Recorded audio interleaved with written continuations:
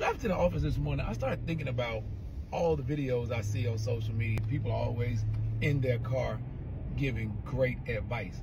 What's strange about it to me is how many people choose to give advice from their vehicles. For most of us, our vehicle is our safe place. When I gave my 16-year-old daughter a car, it was clear that even though she had ideas about the kind of car that she wanted and how she wanted it to look, her number one reason for wanting her own car was freedom and autonomy and a place that she could play her music the way she wanted to, as loud as she wanted to, and that she could be alone with her thoughts.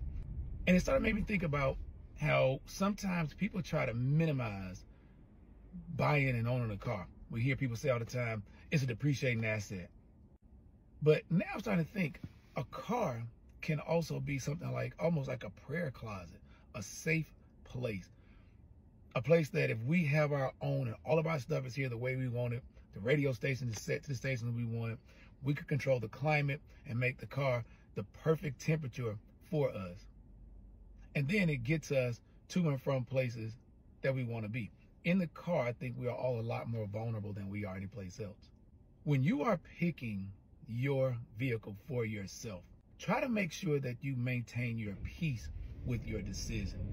Pick a vehicle that you can afford to own and not just one that you can afford to buy.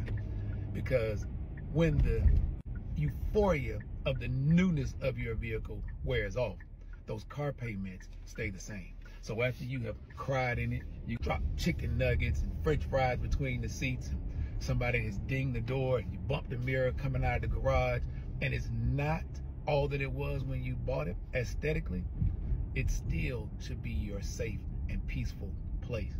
And if it's a car that you can't afford, it can rob you of your peace. So make sure when you're deciding on your next vehicle that you buy a vehicle that you can afford to own. Insurance, car payments, and maintenance.